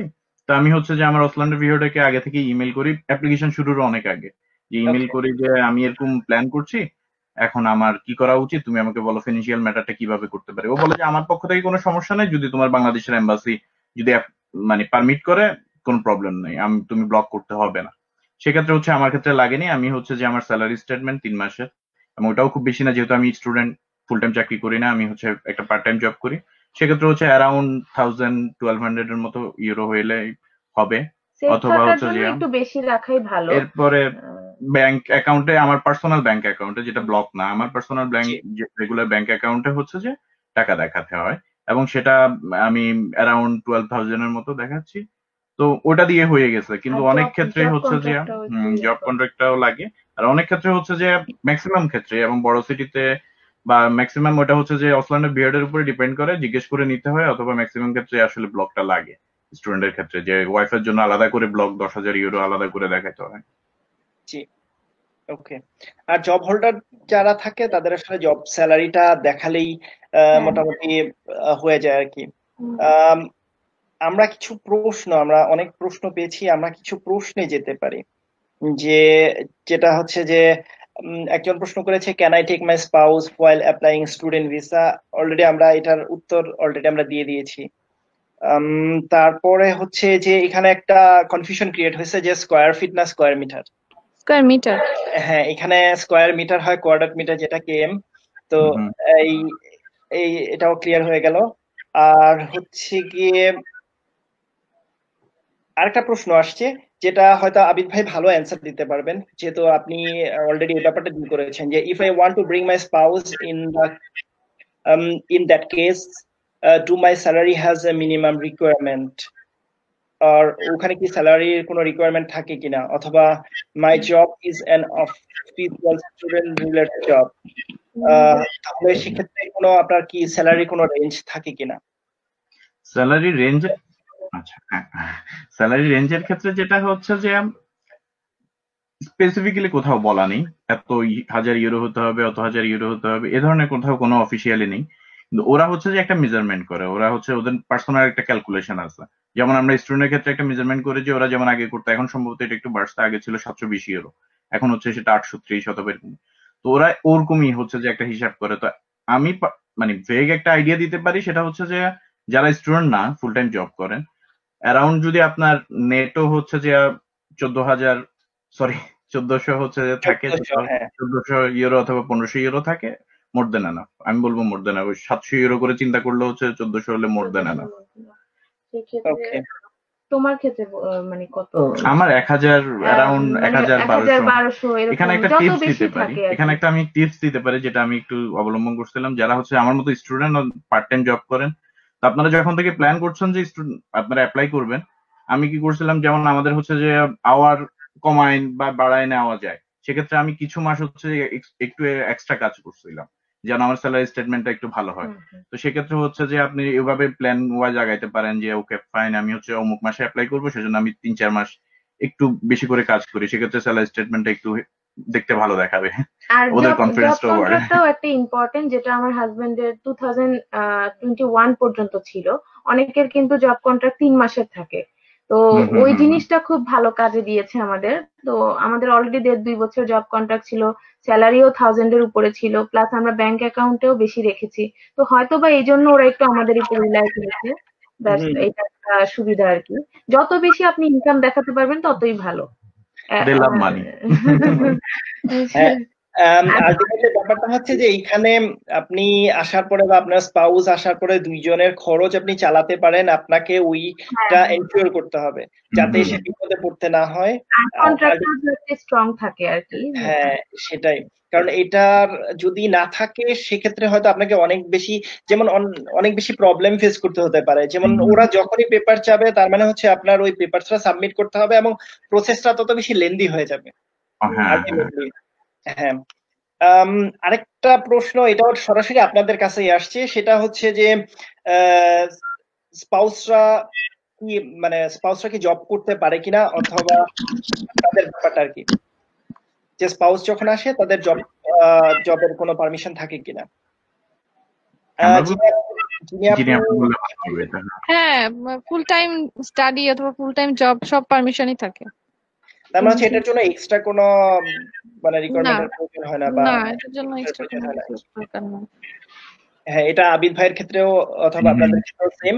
তার মানে হচ্ছে অনেকে এটা চিন্তা করে যে স্পাউসরা জব করতে পারবে কিনা। হ্যাঁ, স্পাউসদের জবের পারমিশন থাকে এবং স্পাউসরা চাইলে এখানে ফুল টাইম জব করতে পারে অথবা পড়াশোনা করতে পারে।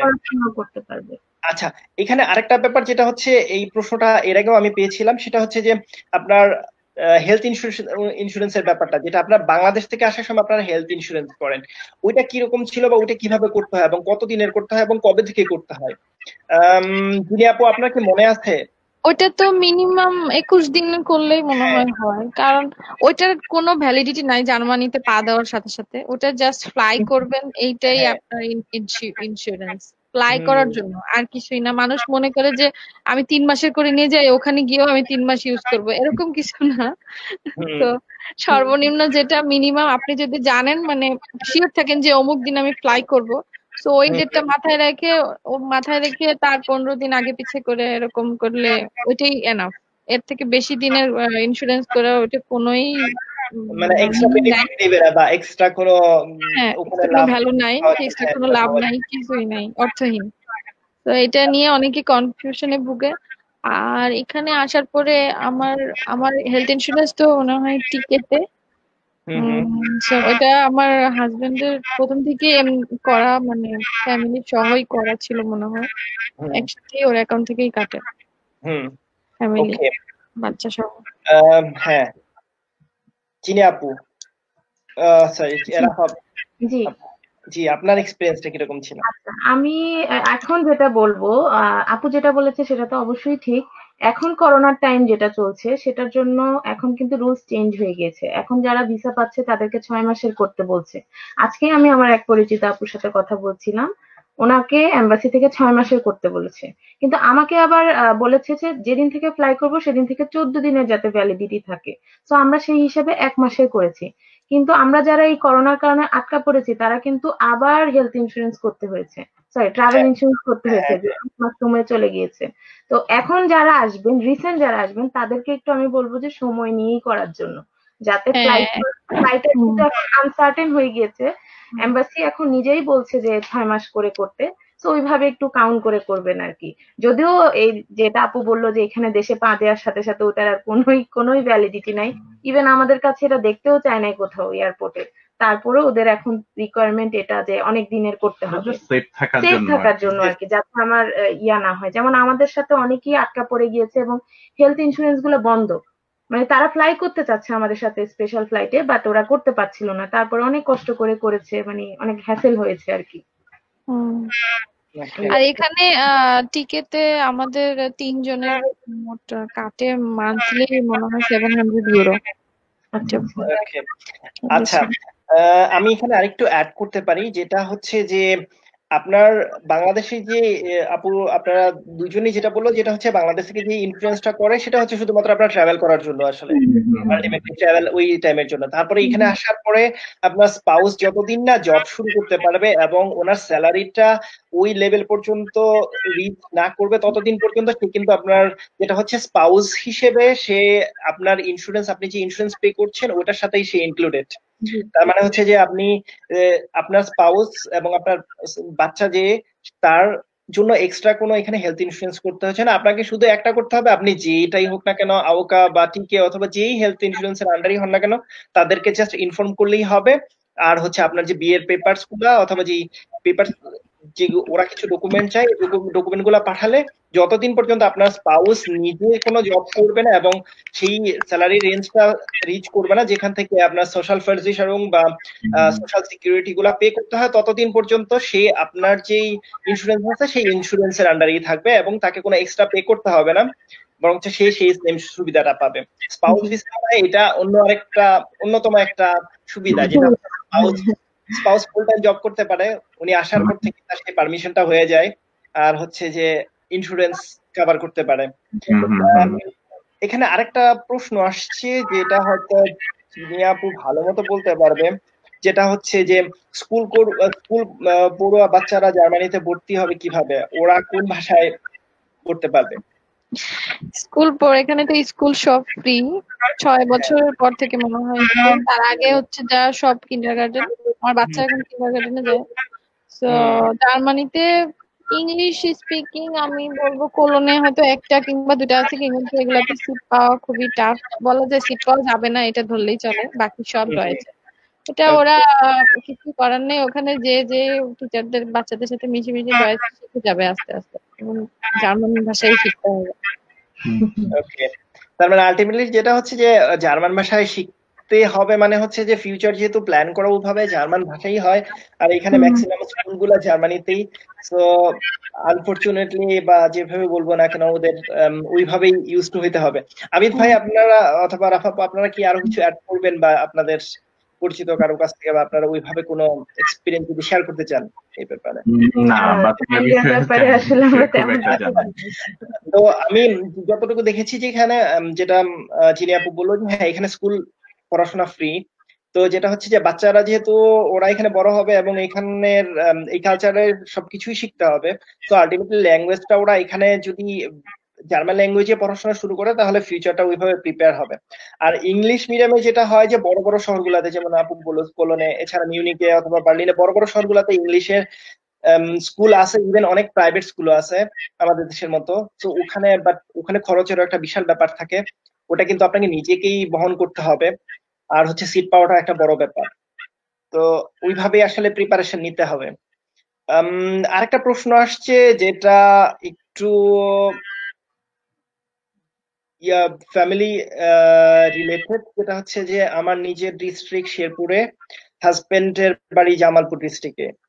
তো আমার বিয়ের সময় আমার হাজবেন্ড জার্মানিতে ছিল, তারপরে হচ্ছে আমার বিয়ে হচ্ছে ফোনে, আর কাজী ছিল আমার শ্বশুর বাড়ির ইউনিয়নের। তো তারপরে হচ্ছে এটা নিয়ে কি কোনো প্রবলেম হবে কিনা, চিনি আপু আপনি কি এখানে কিছু অ্যাড করতে পারবেন কিনা, অথবা রাফা আপু? খুবই কমপ্লেক্স সিচুয়েশন। আচ্ছা, পেপার যেটা হয় যে এটা আসলে নিজেদের মাঝখানে আলোচনা করে আসলে ঠিক করাটাই বেটার হবে। চিনি আপু অথবা রাফা আপু, আপনি যদি আরো কিছু অ্যাড করতে চান।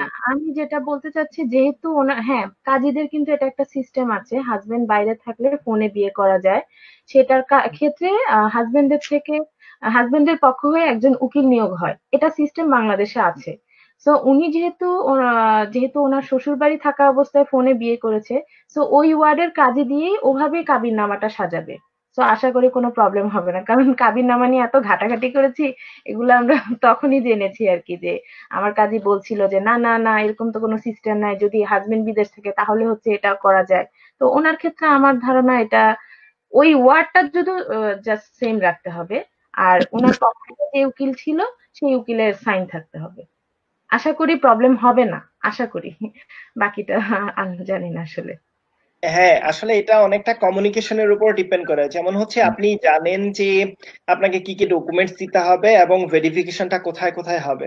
সেক্ষেত্রে যদি আপনি আগে থেকে ওইভাবে প্রিপারেশন নিয়ে রাখেন যে আপনি কাজীকে বলে রাখেন যে কাজী অফিসে এরকম ভেরিফিকেশন আসতে পারে, ইভেন যখন ভেরিফিকেশনটা হয় তখন তারা কিন্তু আপনার বাসায়ও আসে এবং হচ্ছে যে আপনার স্পাউসের বাসায় যাবে, দুইজনের বাসায় যাবে। সো আপনি যদি দুইজনের বাসায় আগে থেকে ইনফর্ম করে রাখেন, ইভেন যেটা হয় গ্রামে অথবা পাড়ায় যেটা হয় যে আপনার গলিতে সবচেয়ে বেশি ইম্পর্টেন্ট হচ্ছে চায়ের স্টল গুলো অথবা পাশের দোকানগুলা, বাসার পাশের দোকানগুলা, ওরা যদি খুঁজে না পায় তাহলে ওখানেই ওদেরকে জিজ্ঞেস করে। সো আপনি ওদেরকে ইনফর্ম করে রাখতে পারেন। আর কাজী অফিসারকেও বলে রাখতে পারে জিনিসটা যে আমাদের ফোনে বিয়ে হয়েছে, তাহলে আরো আসলে এখানে হাইড করার কিছু নাই, কারণ হাইড করলে ব্যাপারটা আরো বেশি ঝামেলা হয়ে যায় এবং লেন্দি হয়ে যায়। সেক্ষেত্রে আপনি যতটা ফ্রেন্ডলি ট্রু ইনফরমেশনটা দিবেন ততটাই সহজ হয়ে যাবে। কারণ ওদের কাছ থেকে এটা 2 দিন আগে হোক পরে হোক আলটিমেটলি এটা ওদের ভেরিফিকেশনেই এটা বেরিয়ে আসবে। তো কাজীর সাথে যদি আপনি কমিউনিকেট করে নিতে পারেন, ইভেন ওকে ইনফর্ম করে রাখতে পারেন যে এরকম ওরা আসবে এবং এই প্রশ্নগুলো করতে পারে, সেক্ষেত্রে আসলে ঝামেলা হওয়ার পসিবিলিটিটা অনেক কম। এইটাই। আরেকটা প্রশ্ন আসছে যেটা হচ্ছে যে স্পাউস কি পড়াশোনা করতে পারে? হ্যাঁ, ফুল টাইম স্টাডি অথবা ফুল টাইম জব সবই করতে পারে। আচ্ছা, আর তারপরের প্রশ্ন যেটা হচ্ছে যে এখানে এছাড়া আপনারা আর কোনো ফ্যাসিলিটিস কি পাওয়া যায় কিনা আসলে? হ্যাঁ, একটা ফ্যাসিলিটিস হচ্ছে শনি রবিবার একজন ফ্রি থাকে। আচ্ছা, হ্যাঁ, জব টিকেটে একজনের আরেকটা ফ্রি থাকে। ফ্যাসিলিটি এছাড়া স্পাউসরা আর কি ধরনের ফ্যাসিলিটি, যেমন ল্যাঙ্গুয়েজের ক্ষেত্রে বা জবের ক্ষেত্রে? জবের ক্ষেত্রে কোনো ফ্যাসিলিটি নাই, নিজের করতে হবে সবকিছু। আমি ল্যাঙ্গুয়েজ করেছি এখানে ইউরোস্কুলে থেকে আজওয়াই পর্যন্ত করতে আসলে, এরপরে ইউনিভার্সিটিতে ভর্তি হয়ে গেছে, এরপরে আর করিনি। আমি কোনো সুবিধা পাইনি। আচ্ছা, জব তো ট্রাই করি নাই। জবের ক্ষেত্রে আমি যতদূর জানি কোনো সুবিধা নাই, জাস্ট অ্যাপ্লাই করে যদি পান তাহলে হবে। ওকে, আবিদ ভাই বা রাফাপু? সেটা হচ্ছে যে ল্যাঙ্গুয়েজের ক্ষেত্রে যে অসল্যান্ডের ভিউরের সাথে যখন আপনার ইন্টারভিউ থাকবে বা হচ্ছে আসবেন, তখন হচ্ছে যে ল্যাঙ্গুয়েজের বিষয়টা নিয়ে আলোচনা করা যেতে পারে। সেক্ষেত্রে ইন্টিগ্রেশন কোর্স, যে ওদের যে ইন্টিগ্রেশন কোর্স আছে ওটাতে হচ্ছে যে অ্যাডমিট হওয়ার একটা পসিবিলিটি থাকে, যেখানে হচ্ছে যে তুলনামূলকভাবে রেটটা কম, অনেক সম্ভবত অত বেশি না যেটা প্রাইভেট ল্যাঙ্গুয়েজ স্কুলগুলোতে বা ল্যাঙ্গুয়েজ স্কুলগুলোতে হয়ে থাকে।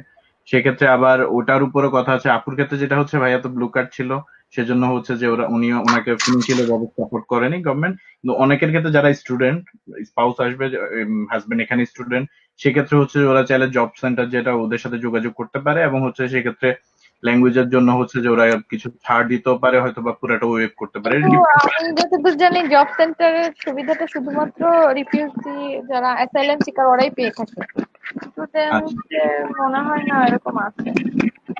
আচ্ছা, এটা নিয়ে আসলে যেটা হচ্ছে এটা নিয়ে আপনি হয়তো ওদের সাথে কথা বলে দেখতে পারেন, যেক্ষেত্রে অনেক ক্ষেত্রে ওনারা অনেক ল্যাঙ্গুয়েজ কোর্সগুলোতে ডিসকাউন্ট দিয়ে থাকে। জি, এটা স্টেট টু স্টেট ওরা আসলে এটা ডিসাইড করে থাকে আর কি। আমরা খোঁজ নিয়েছি, সেখান থেকে আমরা মানে এটা জানতে পেরেছি আর কি। আচ্ছা, আরেকটা কমন যেটা হচ্ছে যে এটা আবিদ ভাই ভালো বলতে পারবেন, যেটা হচ্ছে যে বিয়ের ক্ষেত্রে, স্টুডেন্টদের বিয়ের ক্ষেত্রে যে এটা একটা ব্যাপার থাকে, যেটা হচ্ছে যে আপনি বিয়ে করে পড়াশোনা করতে আসলেন, তারপরে আপনার যদি স্পাউসকে আনতে চান এটা ইজিয়ার হয়ে যায় যদি না আপনি পড়াশোনা চলাকালীন যাওয়ার পরে মাঝখানে যে বিয়ে করেন। তো এই ব্যাপারটা নিয়ে আপনার আসলে মন্তব্যটা কি?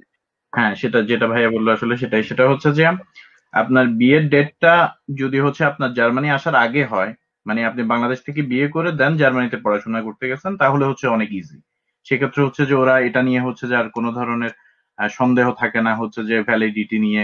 কারণ হচ্ছে যে অনেক ধরনের, সারা পৃথিবীতে অনেক ধরনের অনেক সমস্যা হচ্ছে ইমিগ্রেশন নিয়ে, বিভিন্ন ধরনের জিনিস নিয়ে। সেজন্য ওরা প্রেফার করে হচ্ছে যে বাংলাদেশে বিয়ে করে দেন যদি কেউ জার্মানিতে যায়, পড়াশোনা করতে এবং হচ্ছে ওখানে থাকা অবস্থায় স্পাউস নেওয়ার জন্য অ্যাপ্লাই করে। এটা হচ্ছে যে অনেক ইজিয়ার ওদের জন্য। আর যারা হচ্ছে যে অলরেডি চলে আসছেন এখানে, কারণ তারা তো বিয়ে না করার সিদ্ধান্ত নিয়ে ফেলতে পারে না, সেক্ষেত্রে হচ্ছে ওনারাও আসতে পারবেন অবশ্যই, কিন্তু সেক্ষেত্রে হচ্ছে যে কিছুটা ডিসিশনের ক্ষেত্রে একটু কিছুটা অসল্যান্ডার বিউরোর সাথে কথা বলতে হয়, তখন ওদের কিছুটা হচ্ছে যে ওদের প্রবলেম ফেস ম্যারেজ করে আর কি। সার্টিফিকেটটা ওদেরকে দিয়ে আগে ইস্যু করাতে হয়, আমি যতটুকু শুনেছি আর কি। আমি হুম হুম আসলে শিওর নাই ব্যাপারটা পুরোটুকু। তো ওই সিটি রেজিস্ট্রেশন বা অসল্যান্ডার বিউরোতে গিয়ে বলতে হয় যে আমি বিয়ে করেছি, তখন ওরা হয়তো এটা ভেরিফাই করে হুম হুম। সম্ভবত, এটা আমি শুনেছি আর কি। কিন্তু কিন্তু তুলনামূলকভাবে আনা আগে যায়, করে আসলে একটু ভালো। টাফ, কিন্তু আনা যায়। এটা যে একেবারেই আনা যায় না তা না। তা না। ওকে, আমাদের এখানে একটা প্রশ্ন আসছে, যেটা হচ্ছে যে ফ্যামিলি রিউনিয়ন ভিসার ক্ষেত্রে ব্যাংক ডিপোজিট আর স্পাউসের ল্যাঙ্গুয়েজ লেভেল নিয়ে ক্লিয়ার ইনফরমেশন চাচ্ছি। এছাড়া স্টুডেন্ট অবস্থায় স্পাউস আনার ক্ষেত্রে কি কোনো টাইম লিমিট আছে কিনা? এখানে তিনটা প্রশ্ন একসাথে আসছে, যেটা হচ্ছে যে ব্যাংক ডিপোজিট, আর হচ্ছে আপনার স্পাউসের ল্যাঙ্গুয়েজ লেভেল, আর হচ্ছে স্টুডেন্ট অবস্থায় স্পাউস আনার ক্ষেত্রে টাইম লিমিট আছে কিনা। আবিদ ভাই, আপনার কাছে হুম হুম। অ্যান্সারটা আছে, আপনি ল্যাঙ্গুয়েজের যেহেতু স্টুডেন্টের ক্ষেত্রে। হ্যাঁ, ল্যাঙ্গুয়েজের ক্ষেত্রে যেটা হচ্ছে যে মানে যিনি বাংলাদেশ থেকে আসবেন, মানে আমি এখানে আছি, আমার ওয়াইফ আসবেন, সেক্ষেত্রে ওয়াইফকে হচ্ছে A1 করতে হবে। আর যিনি জার্মানিতে আছেন, যে স্পাউসের যে পার্টটা মানে হাজবেন্ড অথবা ওয়াইফ যিনি জার্মানিতে আছেন, ওনাকে হচ্ছে কোনো ল্যাঙ্গুয়েজ রিকোয়ারমেন্ট নেই, ওনাকে করতে হবে না, কোনো সমস্যা নেই, ওটা লাগবে না। যিনি বাংলাদেশ থেকে জার্মানিতে আসবেন ওনাকেই শুধু A1 কমপ্লিট করে ওইটার সার্টিফিকেট জমা দিতে হবে।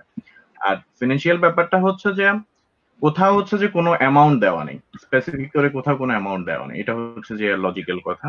কিন্তু যেহেতু আমরা হচ্ছে যে 1 ইয়ারের জার্মানির খরচ এখন ওরা অফিসিয়ালি ধরে স্টুডেন্টের ক্ষেত্রে হোক বা যে কোনো ক্ষেত্রে যে 10,000 সামথিং ইউরো, সম্ভবত 10,300 ইউরো বা 300 এরকম, ওই ধরনের একটা অ্যামাউন্ট থাকা ভালো। আর আমি পার্সোনালি বলবো যতটুকু সম্ভব ভালো, আপনি 12,000 দিতে পারেন, 13,000 দিতে পারেন, যেহেতু আপনার যদি পার্সোনাল অ্যাকাউন্টেই রাখেন ওটা সমস্যা না, আপনি পরবর্তীতে ভিসা হয়ে যাওয়ার পরে উঠাই ফেলতে পারবেন। সেক্ষেত্রে হচ্ছে কনফিডেন্স বিল্ড আপের জন্য যতটুকু রাখা যায় ওটাই ভালো, যতটা আপনি পারেন। মোর দেন 10,000, অবভিয়াসলি মোর দেন 10,000। লিমিট আছে কিনা আনার ক্ষেত্রে অফিসিয়ালি কোনো টাইম লিমিট নেই। আপনি জার্মানিতে আসেন, পড়াশোনা শুরু করেন, বাসা নেন, যদি রিকোয়ারমেন্ট ফিল আপ হয় বাসার এবং হচ্ছে যে সব ফিল আপ হয়, আপনি 2 মাসের মধ্যে অ্যাপ্লিকেশন করে দিতে পারেন বা 6 মাস পরে অ্যাপ্লিকেশন করতে পারেন, সমস্যা নেই। ওকে, তো এখানে একটা প্রশ্ন আসছে, যেটা হচ্ছে যে বাংলাদেশে হিন্দু আইনে কোনো বিবাহ ডকুমেন্ট থাকে না, সেক্ষেত্রে কি করা? এটা ওনাদের, আমি যতটুকু শুনেছি, পুরোহিত ওনাদের বিয়ে পড়ায়, পুরোহিতরাও একটা দেয়, অথবা ওনাদের হিন্দু রেজিস্টার অফিস থাকে, সেখান থেকে ম্যারেজ সার্টিফিকেটটা নিতে হয়। ম্যারেজ সার্টিফিকেশন আসলে সবারই হয় বাংলাদেশে, হিন্দু মুসলমান যে কোনো ধর্মেরই বিয়ে হলে। যেটা কারণ হচ্ছে যে একটা হচ্ছে যে আপনার ধর্মীয় মতে বিয়ে হওয়া, আর একটা হচ্ছে রাষ্ট্রীয় আইনে রেজিস্ট্রেশন হওয়া। সুতরাং আপনার রেজিস্ট্রেশনটা হয় কিন্তু, এবং আপনি হচ্ছে যে খোঁজ নিলে জানবেন হচ্ছে যে আপনার হচ্ছে যে একটা ম্যারেজ রেজিস্ট্রেশন সরকারের পক্ষ থেকে হিন্দু ম্যারেজ অ্যাক্ট অনুযায়ী হচ্ছে যে হয়। তো ওটা নিয়ে হচ্ছে পুরোহিতের সাইন নিতে হয়, সম্ভবত আমাদের যেরকম কাজের নিতে হয় ওনাদের পুরোহিতের নিতে হয়, সেক্ষেত্রে হচ্ছে ওটা দিয়ে হচ্ছে আসতে হবে। ওকে, তো আমরা মোটামুটি দেখতে দেখতে আমাদের নির্ধারিত সময়ের প্রায় শেষের দিকে চলে আসছি। আশা করি আসলে স্পাউস ভিসা বা ফ্যামিলি রিউনিয়ন ভিসা নিয়ে যত রকম প্রশ্ন ছিল সব প্রশ্নেরই উত্তর আমরা কভার করতে পেরেছি। বা এরপরও যদি আপনাদের কোনো প্রশ্ন থাকে অবশ্যই আপনারা কমেন্টসে লিখতে পারেন। আর আমি যেভাবে বললাম যে আমাদের জার্মান প্রবাসের ওয়েবসাইটে ডিটেলস দেওয়া আছে এবং খুঁটিনাটি এক একটা প্রশ্নের উত্তর দেওয়া আছে, তো আপনারা চাইলে ওখানে দেখতে পারেন। এছাড়াও যেটা বললাম যে রাফা আপু অথবা জিনিয়া আপু, ওনারা দুইজনই গ্রুপে খুব বেশি অ্যাক্টিভ, ওনারা অনেক বেশি প্রশ্নের উত্তর করেছেন, ওনারা আসার আগে অনেক বেশি প্রশ্নের উত্তর দেওয়ার চেষ্টা করেছেন বা উত্তর খোঁজার চেষ্টা করেছেন। এটাই আসলে আমরাও সবাই হেল্প করছি, তো সেটাই এইভাবেই আসলে বিল্ডিং হয়। জি, মানে গিভিং। আমার একটা কথা আমি একটু ইনক্লুড করতে চাই, যে আমি যেহেতু অনেক খুঁজেছি কোশ্চেন, তো আমরা না কনক্লুসিভ অ্যান্সার দিব না, কারণ হচ্ছে কি এক এক স্টেটের এক এক নিয়ম। তো একজন যখন বলে দিল যে না আপনি এটা ছাড়া পারবেন না, দেখা যাচ্ছে যে ওনার স্টেটে কিন্তু এটার কোনো দরকারই নেই। তো আমরা যদি কনক্লুসিভ দিই তো আদার্স পিপল আসলে অনেক ডিপ্রেসিভ হয়ে যায়, যেটা আমি কাজের ক্ষেত্রে দেখেছি। আমি এত প্রশ্ন করেছি যে আমার কাজে ভিন্ন ওয়ার্ডের কি করব। তো অনেকেই অনেক কিছু করেছে, আবার অনেকেই অনেক হেল্পফুল ছিল, সেটা আমি না বলে শেষ করতে পারবো না। তো আমরা একটু এভাবেই দিই যে আমাদের শহর টু শহর একটু মানে ডিফারেন্ট হয়। আমি এটা জানি, আমারটা আমি শেয়ার করলাম, এতটুকু হলে মনে হয় আরো ভালো হ্যাঁ, হয়। এক্স্যাক্টলি। আসলে ওখানে কিছু রিকোয়ার্ড ডকুমেন্ট থাকে এবং আলটিমেটলি দেখা যায় যে এক একটা স্টেটের নিয়ম এক এক রকম। যেমন এখানে 16টা স্টেটে 16টা নিয়ম, এবং হ্যাঁ, স্টেট ছাড়াও সিটি ভেদে আইনগুলো ডিফারেন্ট হয়। অনেক এটা different। খুবই এটা খুবই আশ্চর্যজনক যে আপনি বার্লিনের সাথে মিউনিখকে কম্পেয়ার করলে আপনি এটা মানে কম্পেয়ার করলে অনেক রকম ডিফারেন্ট হয়ে যায়। ইভেন এখানকার ল গুলাও অন্যরকমই হয়ে যায়, স্টেট ওয়াইজ ভ্যারি করে, ইভেন ভেরিফিকেশনের সিস্টেম গুলাও। তো system সেক্ষেত্রে আসলে কনক্রিট আপু যেটা বললো অ্যান্সারটা দেওয়া আসলে যে আমার অসম্ভব, না অনেক এক্সপিরিয়েন্স কঠিন। এবং আমি আমি যেটা বললাম যে এখানে আমরা যতজনের সাথে কথা বলছি এক একজনের এক্সপিরিয়েন্সটা এক এক রকম ছিল। আসলে কারো 40 দিন লাগে, কারো 4 মাস লেগেছে, এরকম হয়েছে, কারো 7 মাসও লেগেছে বা আরো বেশি সময়। আর এখন করোনার টাইমে লগুলা আরো চেঞ্জ করে ফেলতেছে, কারণ এটা সময়ের দাবি হয়ে গেছে। তো সেক্ষেত্রে আসলে আহ, ওই টাইমে ওই সিটিতে যে অ্যাকচুয়াল ইনফরমেশন কি, আসলে ওইখানকার আউটল্যান্ডার বেহর বা এমবেসি ভালো অ্যান্সার দিতে পারবে। অনেক ধন্যবাদ আপনাদেরকে আজকে আমাদেরকে সময় দেওয়ার জন্য। আমরা আসলে শেষ করার আগে হচ্ছে যেটা যে আপনাদের যদি যারা নতুন সামনে থেকে অ্যাপ্লাই করতে চায় তাদের জন্য আপনাদের কিছু বলার থাকে সবার উদ্দেশ্যে। আপনারা শুরু করেন, আবিদ ভাই, রাফা আপু, তারপরে আমরা যাবো হচ্ছে জিনাতের কাছে। নতুন যারা অ্যাপ্লাই করবে, এই তো যদি কোনো কনফিউশন থাকে গ্রুপে পোস্ট দিবে, আমাদের জার্মান প্রবাসের যেই লিঙ্ক গুলা ভাইয়া বললেন সেগুলা পড়বে। আর আমরা তো আছি, যতটুকু হেল্প করতে পারি আমরা করবো। আমি চাই না কেউ ডিপ্রেশনে পড়ে যাক, কারণ এই ভিসাটা খুবই টাফ। কেউ কেউ দেখা যাচ্ছে 2 বছর ট্রাই করছে, হচ্ছে না। কেউ হাজবেন্ড এখানে, কেউ ওয়াইফ এখানে, খুবই ডিপ্রেসিভ একটা টাইম যায়। সো যে কোনো হেল্পের জন্য আমরা আছি, কোনো সমস্যা নেই। এক গ্রুপে পোস্ট দিলে তো ওটার অ্যান্সার করাই হবে। এই তো। আর নতুন করোনার জন্য কি ধরনের ল ওরা আসলে আনছে সেটা আসলে আমরা জানি না, পুরানগুলো তো আমরা শেয়ার করলামই। এই তো। আরেকটা ব্যাপার হচ্ছে যে কোনো ধরনের সিটি বেসড কোনো যদি কনফিউশন ক্রিয়েট হয়, আমরা যেটা খুব একটা করি না আর কি, যে আমরা কাউকে ইমেল করতে হচ্ছে যে কেমন যেন একটু এক্স্যাক্টলি ইয়া লাগে।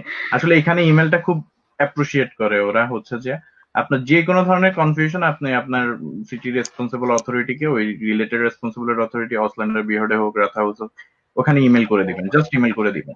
ওরা দেখবেন যে অটোমেটিক আপনাকে আনসার দিয়ে দিবে। না আনসার ওদের কাছে না থাকলে ওরা কারো কাছে রেফার করবে যে ওকে করো কোশ্চেনটা, এবং আনসার পাবেন। ওইটাই হচ্ছে আসলে আপনার এক্সাক্ট আনসার।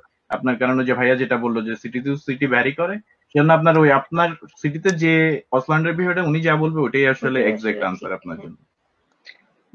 এক্স্যাক্টলি। এবং এটা যেটা আমি বলি যে ওরা ইমেলের অ্যান্সার দিবেই, 2 দিন আগে হোক পরে হোক। ইভেন খুবই ইন্টারেস্টিং ব্যাপার যেটা, আপনি এখানে জবের জন্য অ্যাপ্লাই করলে আপনাকে রিজেক্ট করবে, সেটার ইমেলও ওরা আপনাকে দিবে যে তোমাকে নিতে চায় নাই, তুমি মানে খুবই তারা জেন্টলি অ্যান্সার দেয়, এবং আপনাকে মানে কোনো কিছু না বলে অ্যান্সার মানে ফিরাবে না আর কি।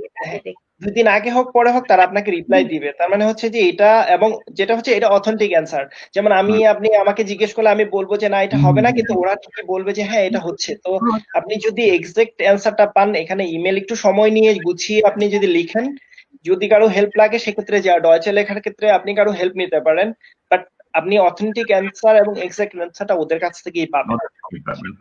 যেমন ভাই আমি একটু এক্সাম্পল দিই, আমি যখন অ্যাপ্লাই করি তখন যখন আমার অ্যাপ্লিকেশনটা জমা দেই তখন একজনকে জিজ্ঞেস করেছিলাম যে হাজবেন্ডকে ডাকার পর কি কি কোশ্চেন করে বা কি করে।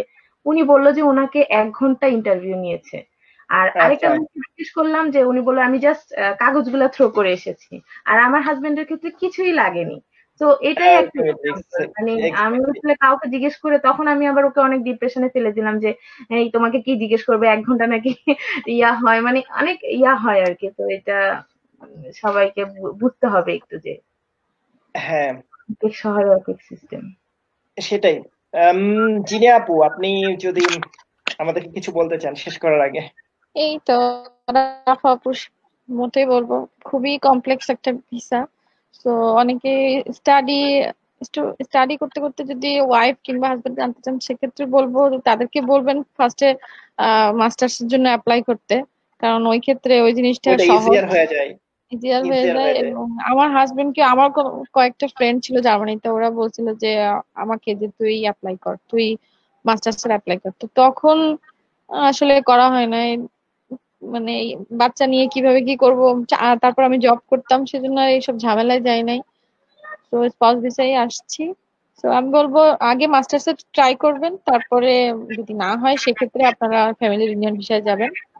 আর সবচেয়ে বড় জিনিস হচ্ছে নিকাহনামা, ম্যারেজ সার্টিফিকেট, এগুলোতে সব ইনফরমেশন অথেন্টিক দিবেন। কোনো নামের এক্স্যাক্টলি। গন্ডগোল, কোনো ওয়ার্ডের গন্ডগোল এসব যেন না হয়। কোথাও যদি কোনোভাবে নামের নামের বেমিল পেয়ে যায় তাহলেই আপনার ক্যান্সেল করে দিবে। আপনার ভেরিফিকেশন পুরোটা আবার করতে হবে, সেই প্রথম টাকাও থেকে। 25,000 টাকা প্লাস 3 মাস, দুইটাই শেষ। তো এইটাই হচ্ছে কথা। সব সব অথেন্টিক ইনফরমেশন দিবেন এবং মিল রেখে, যাতে সবকিছু মিল থাকে। আর কাজীকে জানায় রাখবেন, কাজীর সাথে যোগাযোগ রাখবেন এবং কাজীকে ভালোভাবে জানায় রাখবেন। এই তো। আর ওরা কোথায় কোথায়, আমার যেরকম বাবার বাসায়, আমার বাবার বাড়িতে যাই নাই, আমার বাবার বাসার পাশের বাসায় গেছিল, প্লাস কাজীর কাছে গেছিল। আমার হচ্ছে বাবার বাড়ি কাজী পড়াইছিল। আমার বাবার আচ্ছা বাড়ি হচ্ছে খুলনা, আর শ্বশুর বাড়ি হচ্ছে ঢাকা। তো আচ্ছা খুলনাতে আমার বিয়ে হয়েছিল এবং কাজীও খুলনায়। আর ঢাকাতে আমার শ্বশুর বাড়িতে আসছিল এবং আমি বাসায় ছিলাম, এবং আমার শাশুড়িকে সে বসে প্রায় 1 ঘন্টা ইন্টারোগেশন করছে। তো আমাকে কিছুই বলতে দেয়নি, আমাকে সে বলছে আপনি যান, আমি আপনার শাশুড়ির সাথে কথা বলবো। সে আমার শাশুড়ির সাথে কথা বলতে অনেকক্ষণ বলে সবকিছু জিজ্ঞেস টিজ্ঞেস করছে। তারপরে এই তো, সব ইনফরমেশন ঠিকঠাক রাখলে আশা করি আর কোনো প্রবলেম হবে না। অনেক ধন্যবাদ। আমার মনে হয় এটা হচ্ছে যে একটা ধৈর্যের পরীক্ষা, যেহেতু মানে অনেক বেশি ধৈর্যের পরীক্ষা দিতে হয় এখানে স্পাউসদের। তো যেটা আপু বললো যে মাস্টার্সের জন্য অ্যাপ্লাই করা, যেটা আমি অনেকেই দেখেছি এখানে, যেটা হচ্ছে যে অনেকে প্ল্যান এ বি করে, যেটা হচ্ছে যে প্ল্যান এ না হলে প্ল্যান বি। আপনি মাস্টার্সের জন্য বা স্টুডেন্ট ভিসার জন্য অ্যাপ্লাই করে রাখলেন, আর সাথে সাথে ওই যে ওই পেপারস গুলো রেডি করে রাখলেন প্ল্যান বি হিসেবে। তো প্ল্যান এ কোর যদি না হয় তাহলে প্ল্যান বি তে গেলেন। আর আরেকটা জিনিস যেটা যে অথেন্টিক পেপারস গুলা, কারণ এখানে এমনিতে একটা লেন্দি প্রসেস থাকে। আর দুই হচ্ছে যে আপনার ডকুমেন্ট, আপনার ইনফরমেশন গুলো যত বেশি ভুল হবে আপনার সময় কিন্তু তত বেশি লাগবে। আলটিমেটলি যেটা হয় ভিসার ডিসিশনটা এখান থেকেই হয়। এখানকার এখানকার রাত হাউস থেকে বা এখানকার অথরিটি বলেন বা আউসল্যান্ডার বলেন, ফরেন অফিস থেকে, ওখান থেকে ডিসিশনটা আলটিমেটলি যায়। তার মানে হচ্ছে এটার জন্য একটু লেন্দি প্রসেস লাগবে, কারণ আপনি পেপারস গুলা বাংলাদেশে দিচ্ছেন, আলটিমেটলি বাংলাদেশ থেকে ওরা ওই পেপারটা এখানে থ্রো করতেছে, এখান থেকে আবার পেপারসটা ওরা ভেরিফাই করে আপনার পার্সপেক্টিভে, আপনার এখানে সবকিছু ভেরিফাই করে ওরা ওদের ডিসিশন দিচ্ছে। একই এট এ টাইম বাংলাদেশ এমবেসি আবার নিজেরা ভেরিফাই করতেছে। তো আলটিমেটলি ওইটা চিন্তা করতে হবে যে এখানে মোটামুটি ওরা 6 সপ্তাহ বা 2 মাসের কথা বলে, আলটিমেটলি ওই সময়টা ওদেরকে দিতে হবে। আর ওরা শুধু আপনার ভেরিফিকেশনটা করছে সেটা না, ওরা আরো দুইটা সাইডেই ওরা ভেরিফিকেশন করছে। ইভেন সো ওদেরকে একটু সময় লাগবে। সেক্ষেত্রে আমরা যদি অথেন্টিক ইনফরমেশন না দেই, যত বেশি ইনফরমেশনে ভুল হবে, পেপারস মিসিং হবে, তত বেশি সময় বেশি লাগবে। আর যদি কোনো কনফিউশন থেকে থাকে সেটা যখন অ্যাপয়েন্টমেন্ট নিবে ওই ভিসা অফিসারকে বললেই তারা অনেকটাই সোজা করে দেয়। হ্যাঁ সেটাই আলটিমেটলি। তখন আবার সমস্যা সত্যিটা বললে ওরা হয়তো মিসিং ডকুমেন্ট হিসেবে ওদের ডকুমেন্টটা জমা নিতে বলবে আর কি। আমি বলবো যা বলবে সত্যি বলবে। হ্যাঁ সেটাই ভালো জিনিস আর কি। হ্যাঁ এক্স্যাক্টলি। এবং এটা সবচেয়ে বেশি ভালো হয় যদি আপনি এখান থেকে এখানে অ্যাপ্লাই করার সময় আপনার স্পাউস বাংলাদেশে অ্যাপ্লাই করার আগে আপনি যদি এখানে রাত হাউসে গিয়ে বা এখানকার সিটি অফিসে গিয়ে ওদেরকে জিজ্ঞেস করেন যে আমি আমার স্পাউসকে আনতে চাই, এখন আমার কি কি করতে হবে, কি কি ডকুমেন্ট লাগবে, আপনি জানার পরেও যদি আপনি সেম কাজটা করেন, সেক্ষেত্রে হয়তো কিছু ডকুমেন্টের লিস্ট ওরা দিয়ে দিবে বা ওরা আপনাকে কিছু প্রসেসের কথা বলবে, যেটা হয়তো অন্য সিটিতে অন্যরকম ছিল। আলটিমেটলি দেখা গেল যে আপনি যদি এই কাজটা না করেন, তাহলে আলটিমেটলি যেটা হবে যে অনেকের ক্ষেত্রে এটা হয় যে যখন আপনার স্পাউস বাংলাদেশে অ্যাপ্লাই করে ওখান থেকে এখানে পেপার পাঠানোর পরে এখানকার রাত হাউস একটা মিসিং ডকুমেন্ট থাকে, ওইটা ভেরিফাই করতে গিয়ে আপনার কাছে চলে যায়। তো ওখানে একটা বিশাল সময় চলে যায়, কারণ তখন একটা কমিউনিকেশনে গ্যাপ চলে যায়। তারপরে হচ্ছে এখানকার অনেক বেশি ভ্যাকেশন থাকে, দেখা গেল বাংলাদেশে ঈদ চলে আসছে অথবা এখানে ক্রিসমাস চলে আসছে। তো সেক্ষেত্রে এখানে একটা বিশাল বড় একটা গ্যাপ চলে যায় ভ্যাকেশনের। তো এমনিতেই সময় হিসাব করতে হয় 6 সপ্তাহ বা 8 সপ্তাহ, তার উপরে আরো এই যে মিসিং ডকুমেন্ট আনা নেওয়া, এই একটা ব্যাপার থাকে। আশা করি আপনারা অনেক বেশি ইনফরমেশন পেয়েছেন। আর আপুরা এবং ভাইয়া, আপনারা আপনাদের অনেক মূল্যবান সময় থেকে আমাদেরকে সময় দিয়েছেন। ইন ফিউচার আশা করি আমরা এই ব্যাপারে কথা বলবো, আর যে কোনো প্রয়োজন হলে তো আমাদের গ্রুপ আছে অথবা পেজ আছে। অনেক অনেক ভালো থাকবেন, অনেক ধন্যবাদ। আর হচ্ছে আল্লাহ হাফেজ। আপনিও ভালো থাকবেন। আল্লাহ হাফেজ। ভালো থাকবেন, খুব ভালো সাবধানে থাকবেন। থাকবেন, সুস্থ থাকবেন। আল্লাহ হাফেজ। আল্লাহ হাফেজ।